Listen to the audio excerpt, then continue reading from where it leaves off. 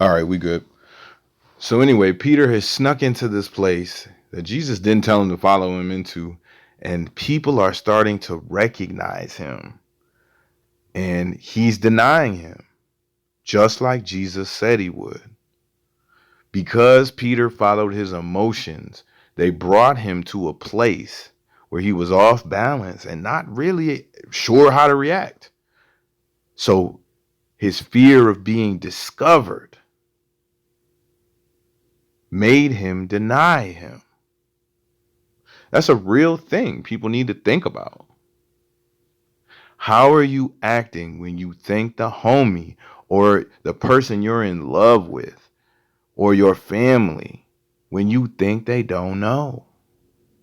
Are you denying them? Are you denying them? Who just pulled up honking? Are you denying them when you think they don't know? Now, I'm an empath. It's a gift and a curse, I guess, because I can tell when people are, I get a feeling. I get a feeling when people are talking crazy about me or gossiping about me. And 9 times out of 10, when you speak on it, because they're gossiping about you, they let the friendship, relationship, whatever, they'll be quick to let it go. You know what I'm saying? But I really feel for those who can't pick up on those feelings, and there's plenty of times when I haven't. The only thing you can do is trust that the people around you aren't laying you low and doing you dirty. Now, here's the thing. Even Jesus's disciples, Peter, the one who said he would, I believe. Let me stop paraphrasing because I know he said it up here. Remember where we were, Father.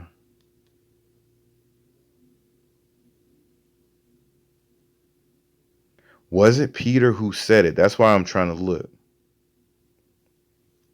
Someone said, let me see.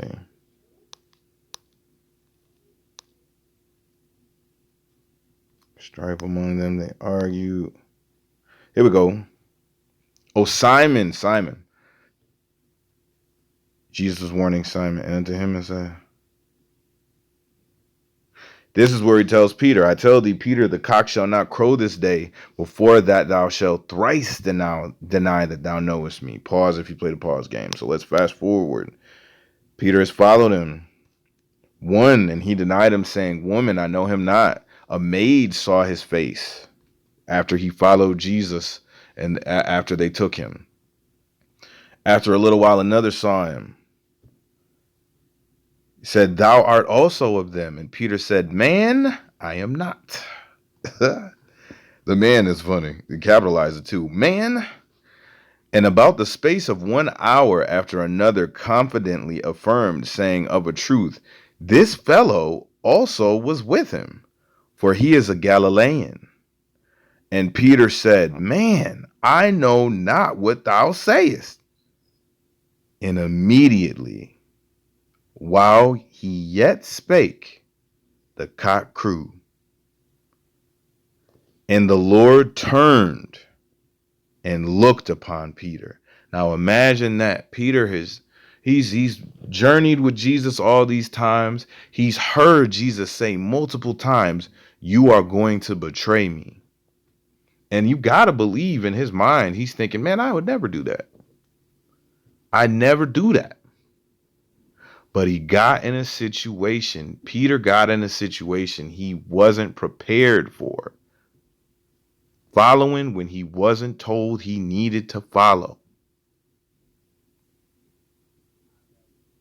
And he denied Jesus 3 times. And even now, look, here's how far emotions can take us. All of us, unless you're a robot or a sociopath, but that's a whole nother set of issues. You know what I'm saying? How are you going to charge yourself up? If you're a robot. He was so lost in what he felt like was right. He not only denied Jesus 3 times, he didn't even catch himself. He didn't go, oh, I'm doing exactly what he said that I was going to do. Dang. You ever try your hardest to do the right thing and end up just making a bad choice? Does that ever happen to anybody? Like I said, this counter gonna stay at 0 and it's not gonna show comments. I turned those off, so forgive me if it sounds like I'm talking to myself. Has that ever happened though? You really, really try really, really hard to do the right thing and to be a caring person, and just somehow it just slips through your fingers. You know what I'm saying? You try to move away from whatever you move away from. You try to do whatever you feel like you're supposed to be doing, and then the next minute you're looking at yourself like, dang man, why did I do that? It's okay, man. Look, even Jesus's disciples, in the people closest to the Savior of mankind, they messed up too. Even Jesus had anxiety, man. If they would have told me this stuff in Bible study, that's why I'm spending time on it. Hey. Relax in there. Thank you. Chill out. I said chill out. And watch the tone. Man, the tone is getting. I'm gonna be honest. Like raising a son is beautiful, but when they start getting the little tones when you tell them to chill out, you never think it. Like, oh, what's going on? My sweet kid is throwing attitude. But anyway, Peter said, "Man, I know not what thou sayest." He didn't even catch himself. And let me not speak untruths about my kid. My kid does not have a crazy mean attitude a lot of the time. It's not like oh my god, it's not like what's the show with like the bad teens, like Dr. Phil, where the kid's wilding out. It's not like that. You know what I'm saying? But every now and then I hear a little bit of disdain. And I guess I say something about it because I remember when my parents used to tell me to like settle down. And sometimes I'd be like, you know what I'm saying? So I'm trying to get ahead of it. You know what I'm saying? Anyway. And the Lord turned and looked upon Peter. And Peter remembered the word of the Lord. Sometimes we don't know what we're doing is wrong, even though we're told, even though we agree it's wrong when it's presented to us. Sometimes as humans, our emotions can cloud our minds so much that we don't know what we're doing is wrong until somebody looks upon what we're doing. Now, God help all of us self-correct so it never gets to a point where that needs to happen. But, as a child, I used to, there was a big cookie jar. It was like a container of cookies.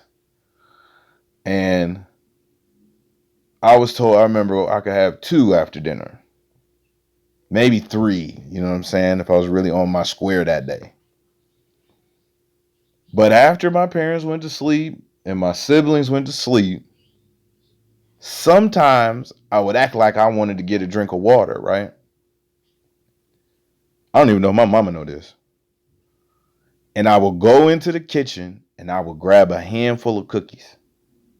And I do this thing where I crush up, it's these pinwheel cookies. What are they called? I think they're pinwheel cookies. Crush them up, put them in a cup of milk, eat them with a spoon. That's what I used to do. And one day, I went in there and I noticed the cookies were not on the counter anymore. I don't even remember being chastised, but I just remember feeling the shame and thinking, dang, it's because they noticed what I've been doing.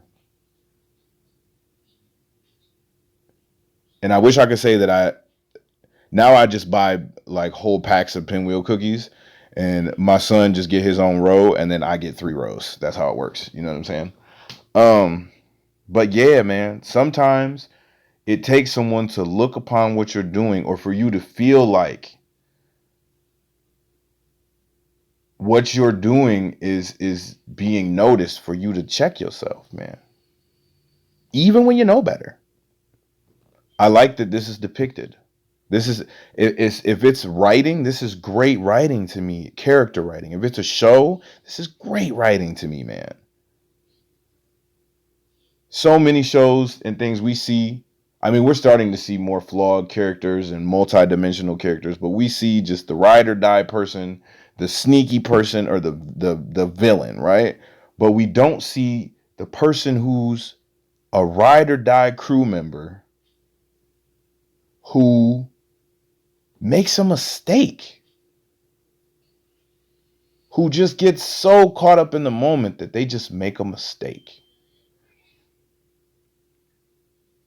And when Jesus looked, did he yell across the room, hey, Peter, I see you in here, man. Hey.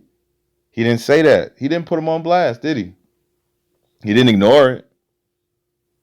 Probably because he already knew what was going to happen. He just looked at him. And the look was enough. And just like in a movie, man, boom, the thing Jesus said was going to happen happens. The rooster crows while Peter is finished denying Jesus for the third time, I think. And the Lord turned and looked upon Peter, and Peter remembered the word of the Lord, how he had said unto him, before the cock crowed, thou shalt deny me thrice. And what did Peter do? Peter went out and wept bitterly. And the men that held Jesus mocked him and smote him. I believe smite means to hit. All this good Jesus was doing. All this good Jesus was doing, man. And look how they doing him. I used to study the law of attraction very, very heavily. And I do believe to a degree it exists. You do get what you think about. But what interrupted my studies was what happened when I visualized positivity all day long. At times, though I would visualize positivity, negative stuff would still happen. And I couldn't for the life of me understand. Well, let's look at Peter's situation. Pause if you have to play the pause game. Let's look at Peter. Like, you know what I'm saying? If you're going to be immature about it, I'll say pause. But let's look at Peter's situation.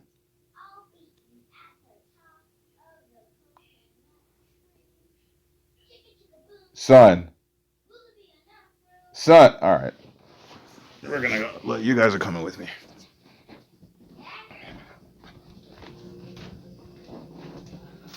All right. I already asked you to keep your voice down a little, right? Right. Like twice. Okay. So that's 60 seconds in timeout. 6, 7, 8, 9, 10, 11, 12, 13, 14, 15, 16, 17, 18, 19, 20, 21, 22, 23, 24, 25, 26, 27, 28, 29, 30, 31, 32, 33, 34, 35, 36, 37, 38, 39, 40, 41, 42, 43, 44, 45, 46, 47, 48, 49, 50, 51, 52, 53, 54, 55, 56, 57, 58, 59. 60. All right. Keep your voice down, man.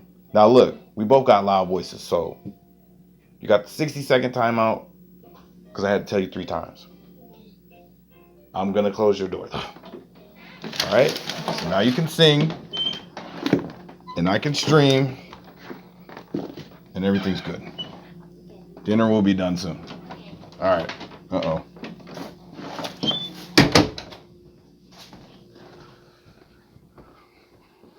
I've learned that there's no point in getting mad as a parent.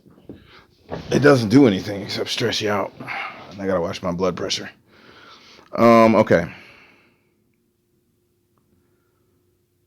Peter denied him. Okay, so we're talking about negative moments, negative things. Why do negative things happen when sometimes we visualize positivity, and why I stopped believing all the way only in the law of attraction? Well, because sometimes to learn a lesson, a negative thing has to happen. And it doesn't have to be the end. It doesn't have to be the end of the world. But sometimes you have to bump your head. Sometimes you have to Just like what happened to him. You got to get a 60-second timeout to remember to keep your voice down a little bit. Even though you know better, sometimes, yeah, you need a consequence. You need something to happen. Now, for Jesus, the negative thing that happened to him is what we're about to see. You know, this is an early depiction of a man that was murdered by the state, spoiler alert, for his religious beliefs. Well, really, the church. Now, don't. All right, could be wrong. Oh, look, he's being extra loud because his door is closed. Listen. Okay, he's being extra loud. Hold on.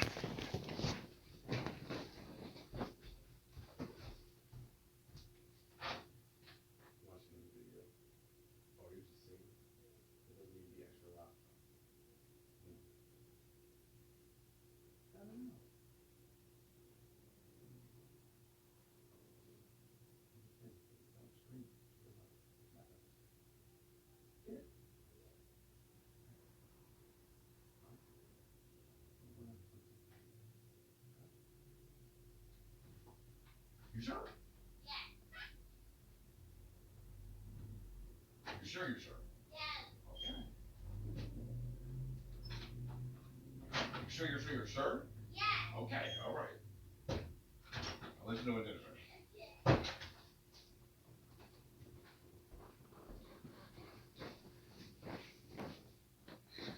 All right. Anyway. Oh, Jesus. Now, oh, the state. Okay, so I'm sorry if I don't have the terms right. I believe because high priests had a lot of power, it's essentially if like the Catholic Church was running things around here, and then Rome had representatives through Pontius Pilate. I believe it was a Jewish temple at the time, and that's why they call Jesus the King of the Jews, all this stuff. And then Rome, I believe, had a representative. Now, if I'm wrong, okay, isn't Pontius Pilate Roman? I should know this, right? I believe so. Um, why did the negative stuff happen? Well, because Jesus said, I'm going to take in all of the sins of the world, man. I'm going to take on these people's burdens, and I'm going to give myself as a sacrifice so that these people can talk directly to God. I'm going to give myself as a sacrifice. I'm not going to fight back. I'm going to give myself as a sacrifice for literally telling people they don't need to practice the occult, human sacrifice, or animal sacrifice to communicate with a higher power, and they don't need an intermediary. I'm going to give my life for that. That's what Jesus said. And he did it. You can find communications from Romans back in the day talking about Jesus. A historical reason for why the Roman Empire began to crumble was the spread of Christianity. A solid documented reason. I'm just saying. Put some respect on that man's name. You know what I mean?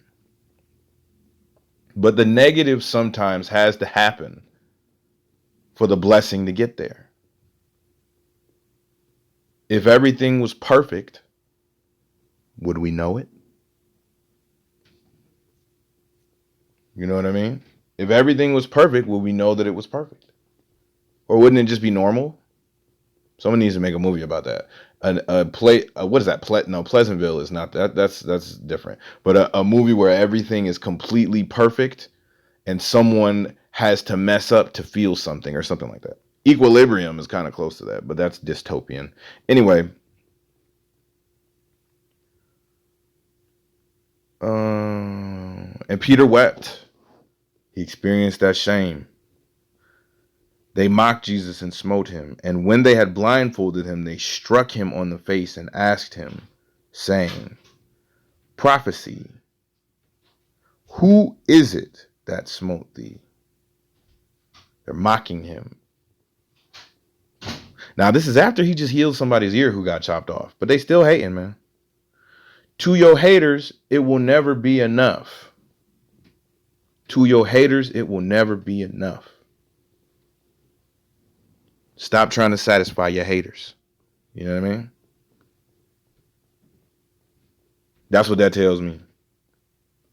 And many other things blasphemously spake they against him. And as soon as it was day, the elders of the people and the chief priests and the scribes came together and led him into their council, saying, Art thou the Christ? Tell us. And he said unto them, If I tell you, you will not believe. And if I ask you, ye will not answer me, nor let me go. Hereafter shall the Son of Man sit on the right hand of the power of God. Now here's something I just noticed. They blindfolded him and struck him on the face and asked Jesus, Prophecy, who is it that smote thee? And many other things blasphemously spake they against him. Basically saying, you're not a prophet? Predict what we're about to do then if you're a prophet. Predict who did this. And guess what he did at the end? He did prophecy. He said, if I tell you, you will not believe. And if I also ask you, ye will not answer me, nor let me go. Hereafter the Son of Man sit on the right hand of the power of God. He did prophecy. He told them, y'all aren't going to believe me, and y'all aren't going to let me go, even if I ask. And he was right. You can do exactly what your haters ask you to do, and it still won't be enough. But the sacrifice has already been paid. So as a Christian and as a human, I believe it is something that we can do to improve the world if we be nice and forgive our neighbors and be kind. That is something that helps the world, and that is what we're supposed to do to a degree. But you don't have to sacrifice your whole entire life for a hater. The sacrifice is baked in, man. The sacrifice has already been done. You can let that hater go. You can let that negative family member or friend or frenemy go. You don't have to. It's good to help people and it's good to pour yourself out to help people. But you don't have to kill yourself for a hater, to impress a hater. Someone already sacrificed themselves so that you, with the hopes you'd be happy, man. And if you're African American, someone definitely probably prayed for you in the past, like, yo, I hope my descendant has a better life than me. So you got people rooting for you to not throw your life away, is basically what I'm saying. Anyway, then they said, Art thou then the Son of God? And he said unto them, Ye say that I am. And they said, What need we any further witness? For we ourselves have heard of his own mouth. What does that say? If the systems now look, this ties into what we were talking about today, man. Here's the reality about how I feel about America. America has been steeped in the same racism, greed, rewarding the rich and lashing the poor since it started. And in large part, a lot of the same players are in place, or their children, or their children's children, or their grandchildren's children. Instead of complaining about the system so much and being surprised that when the system is corrupt, I say we focus on something else, man. Bettering ourselves, I think.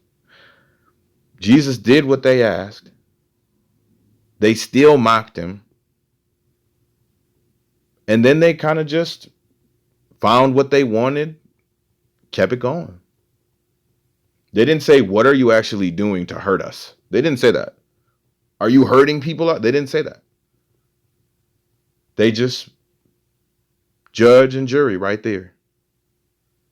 But he knew. So did Jesus go, oh my God, that's so messed up? No. Because he understands the system is what the system is, man. We don't expect the system to randomly change.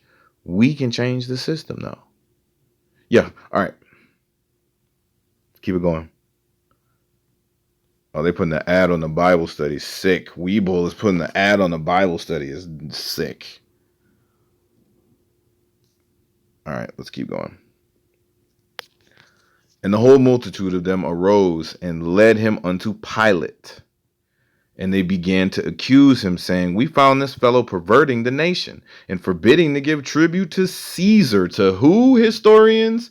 Caesar. I believe it was Tiberius, but I'm sorry if I'm... So, if you're looking for more historical proof, please look up what Romans had to say about Jesus. If you're... And it's crazy because and historians will be like, oh, well, we found these Roman documents. This had to have happened. Well, now you got some Roman history searching to look up. You know what I'm saying? If you want more evidence of Jesus. He's not paying tribute to Caesar and saying that he himself is Christ a king. He wasn't paying his taxes, y'all. He wasn't paying his taxes, y'all. He wasn't paying to Caesar, wasn't paying tribute to Caesar. And Pilate asked him, saying, art thou the king of the Jews?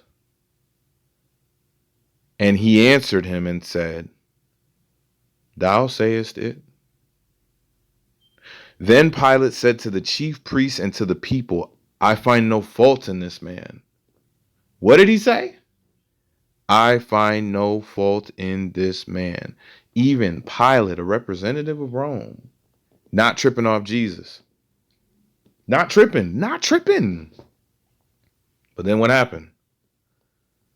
And there were more of the fierce, saying, he stirreth up the people, teaching throughout all they said Jewry. I'm sorry. I'm not going to laugh at that. Beginning from Galilee. Look, this is no hate to the Jews. All right. Jewry is just a crazy word to me. And one day we're going to have a discussion about what all of the beliefs of all religious groups mean if they're literally translated in today, but not today. We're not going to do that today. We're not going to do that today, but we're going to have that conversation at some point. Then Pilate, let's see, beginning from Galilee to this place. When Pilate heard of Galilee, he asked whether the man were a Galilean. And as soon as he knew that he belonged unto Herod's jurisdiction, he sent him to Herod, who himself was at Jerusalem at the time. And when Herod saw Jesus, he was exceeding glad, for he was desirous to see him of a long season, because he had heard many things of him, and he hoped to have seen some miracle done by him. And then he questioned with him in many words, but he answered him nothing. And the chief priests and scribes stood and vehemently accused him. And Herod with his men of war set him at naught and mocked him, and arrayed him in a gorgeous robe, and sent him again to Pilate. And the same day Pilate and Herod were made friends together, for before they were at enmity between themselves. And Pilate, when he had called together the chief priests and rulers of the people, said unto them, ye have brought this man unto me as one that perverteth the people. And behold, I, having examined him before you, have found no fault in this man, touching those things whereof ye accuse him. Nor yet Herod, for I sent you to him. And lo, nothing worthy of death is done unto him. They was giving him a pass. And therefore, I will therefore chastise him and release him. For of necessity he must release one unto them at the feast. And they cried out all at once, saying, away this man, and release unto us Barabbas, who for a certain sedition made in the city and for murder was cast into prison. Pilate, therefore, willing to release Jesus, spake against to them. But they cried, saying, Crucify him, crucify him.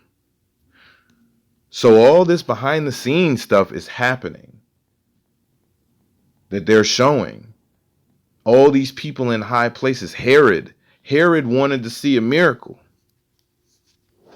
Sometimes people just want to be entertained by what you do. And when you won't put on a show for them, they get to hating. That's the only reason they get to hating, is because you won't put on a show for them and do what they want you to do. Herod was delighted, it said, to see him because he wanted to see a miracle. And when Jesus wouldn't talk, then he got to hating. Man. Don't take it personal when people talk crazy about you. Sometimes they just want you to put on a show. Some within themselves. They mocked him. They sent him back and forth to all these people. Pilate still was going to give him a pass. Rome was going to give him a pass. The king, Herod, they weren't going to kill him. They mocked him, but they weren't going to kill him. Who was it? The people, man. The same people Jesus had been running around helping. The people betrayed him. Going back to the law of attraction, when I was talking about that earlier, I don't know if I put a pin in that. I began to struggle with that concept. I'm taking this chicken out of the oven. Because when I was trying to be positive about things, I kept getting hated on. It wasn't lining up. I'm visualizing all this positivity. Why is all this negativity still happening? You know what I'm saying? Because you have to believe that darkness exists and it has an hour. Or your life experience is not going to be what you want it to be. You have to be ready to protect yourself. So they chose Barabbas, a murderer. Pilate, still willing to release Jesus, spake again to them, but they cried, saying, Crucify him. They wanted blood. And he said unto them the third time, Why? What evil hath he done? I have found no cause of death in him. I will therefore chastise him and let him go. And they were instant with loud voices requiring that he be crucified, and the voices of them and the chief priests prevailed. And Pilate gave sentence that it should be as they required. And he released unto them him that for sedition and murder was cast into prison, whom they had desired, but he delivered Jesus to their will. And as they led him away, they laid hold upon one Simon, a Cyrenian coming out of the country, and on him they laid the cross, that he may bear it after Jesus. Imagine being Simon. I don't think this is the same Simon. He just chilling. Boom.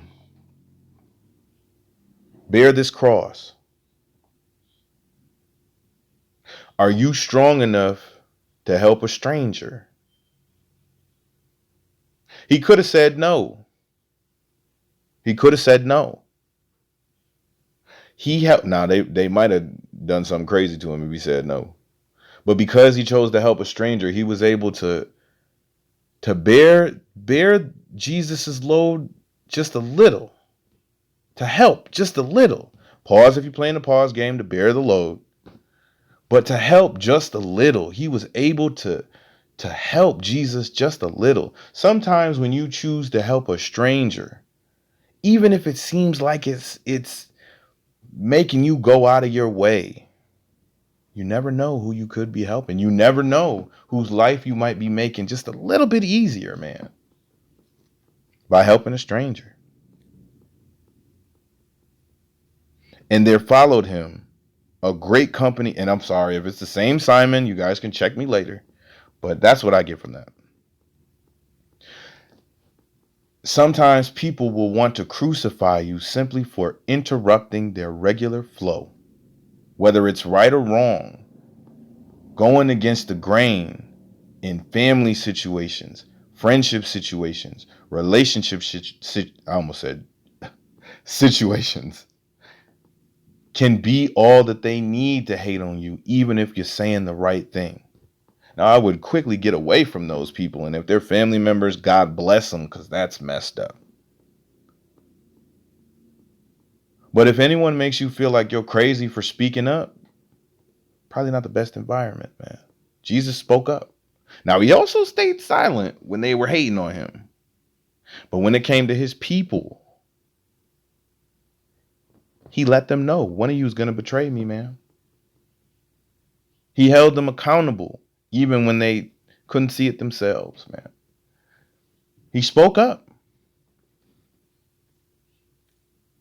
And there followed him a great company of people and of women, which also bewailed and lamented him. The ladies like Jesus. Also, we do need to see there was a time to speak and a time to stay silent. There was a time Jesus spoke up to his disciples and answered questions. And there were times he stayed silent. That's important, man. Context is important. But Jesus turning unto them said, Daughters of Jerusalem, weep not for me, but weep for yourselves and for your children. For behold, the days are coming in the which they shall say, Blessed are the barren, and the wombs that never bare, and the paps which never gave suck. Then shall they begin to say, The mountains fall on us, and to the hills cover us. For if they do these things in a green tree, what shall be done in the dry? And there were also 2 other malefactors led with him to be put to death. Now I'm gonna be real. I'm gonna have to go back and reanalyze what he just told these women. That's deep. They were probably like, "Oh, Jesus is so deep. Oh no, he's such an intellectual." Yeah, that's what I would imagine. He's such an intellectual. Wow. He told them, Daughters of Jerusalem, weep not for me, but weep for yourselves and for your children. For behold, the days are coming in which they shall say, Blessed are the barren, and the wombs that never bare, and the paps which never gave suck. Then shall they begin to say, The mountains fall on us, and to the hills cover us. For if they do these things in a green tree, what shall be done in the dry?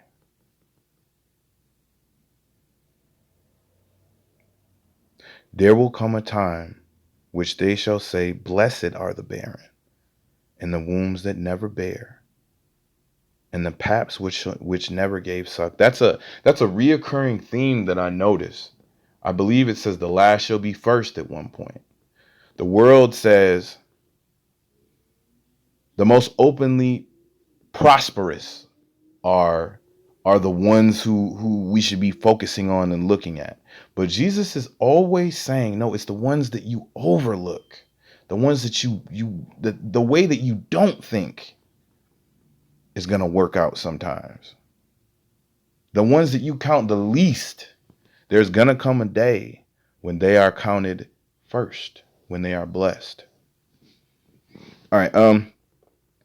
And when they were come to the place which is called Calvary, where they crucified him and the malefactors, one on the right hand and the other on the left. Then Jesus said, Father, forgive them, for they know not what they do. And they parted his raiment and cast lots. They started gambling. You know what I'm saying? I heard that, centurion, a depiction, centurions were gambling at his feet. And I also heard in the shooting of the Passion of the Christ, the people who played the centurions, something happened to them. I can't remember. Anyway, Father, forgive them, for they know not what they do. Sometimes it's not personal. I'm a sensitive person. A big part of my journey is realizing it's not personal, Justin. It's just not that personal. It's not personal. You know what I'm saying? Like they're not specifically picking on you. They would pick on anyone in this situation that you're in. Now, sometimes they are, but it's important to remember it's not personal. Even if they crucify you, it's not personal. And the people stood beholding. Well, for Jesus it was personal, but out in the world, it may, when people on social media or say or in person say messed up things about you, it's important to remember it's not always personal. Sometimes it's something they got going on with them, man. Sometimes you're not all the way doing something wrong. You might just be messing up their routine, messing up their money. The people stood beholding, and the rulers also with them derided him, saying, He saved others, let him save himself, if he be Christ, the chosen God. Haters gonna hate, man. And the soldiers also mocked him, coming to him and offering him vinegar, and saying, If thou be the king of the Jews, save thyself. And a superscription also was written over him in letters of Greek and Latin and Hebrew, This is the King of the Jews. And one of the malefactors which were hanged railed on him, saying, If thou be Christ, save thyself and us. But the other rebuked him, saying, Dost not thou fear God, seeing thou art in the same condemnation? And indeed justly, for we receive the due reward of our deeds, but this man hath done nothing amiss. And he said unto Jesus, Lord, remember me when thou comest into thy kingdom. And Jesus, now after all this, they hated on him. They did all this crazy stuff. Herod hated on him and mocked him. He stayed quiet, man. He answered a few questions. He did prophecy, but he stayed quiet as well. But he chooses to speak here to this man that is on his last legs at the end of his life, probably after living a life of crime. But he asked Jesus to remember him, and Jesus speaks and says, Verily, I say unto thee, today shalt thou be with me in paradise. And it was about the 6th hour. That tells you it's never too late to repent, man. Just to let y'all know. No matter how bad, a lot of us are running away from praying to God or asking for forgiveness for sins because, well, some of us don't think they're sins at all. But some of us don't believe that we deserve forgiveness too. It's never too late with God, though. In Jesus' name. We're getting to the end here. And it was about the 6th hour, and there was a darkness over all the earth until the 9th hour. And the sun was darkened, and the veil of the temple was rent in the midst. And when Jesus had cried with a loud voice, he said, Father, into thy hands I commend my spirit. And having said this, he gave up the ghost. Now, I don't know if y'all hear it, or if y'all heard it. I just got a little goosebumps. I cannot make this up. Right when I said the temple was rent in the midst, someone yelled real loud outside. And it said, and Jesus had cried with a loud voice. That little goosebumps. Someone definitely just yelled right when I said that. That's crazy. He gave up the ghost. You see what he said? He gave up the ghost.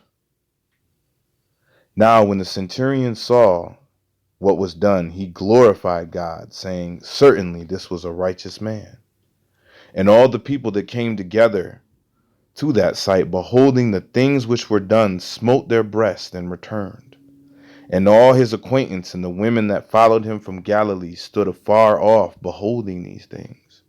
And behold, there was a man named Joseph, a counselor, same name as his daddy, right? And he was a good man and a just. The same had not consented to the counsel and deed of them. And he was of, Arimathea. Got that right. A city. I don't know if I got that right. I'm sorry if I butchered that name. A city of the Jews, which also he is partying in there, who also himself waited for the kingdom of God. This man went unto Pilate and begged the body of Jesus. And he took it down and wrapped it in linen and laid it in a sepulchre that was hewn in stone, wherein never man before was laid. And that day was the preparation, and the Sabbath drew on. And the women also, which came with him from Galilee, followed after, and beheld the sepulchre, and how his body was laid. And they returned and prepared spices and ointments, and rested the Sabbath day according to the commandment. The last piece that I got from that was, like I said before, this is a story of what happens as a male when you have 12 male friends. A lot of us are overlooking how down the women in our life are. As men, as a man, I have to say that. A lot of men may you be so worried about the approval of other. Dame Dash said it. Dame Dash said it. Men worrying about the approval of other men and overlooking the value of the women in our lives and the power of the women in our lives. Let me tell y'all, man, that has been the biggest thing that I have learned in my adult life. Watch out, pay attention, and be thankful for the women in your life. Super important. Anyway, we're gonna stop here. I'm hungry. If there's any feedback anybody wants to give, anything you feel like I just completely messed up or missed or didn't speak on, you got the socials. Um, Thank you to everybody watching. Thank you to everybody not watching. I do this for therapy and to try to bring the world into some of my daily habits. Salute. And, we're going to be doing this next Sunday, maybe in the middle of the week. I don't know. God bless, and I hope y'all enjoy the rest of y'all weekend, man. One.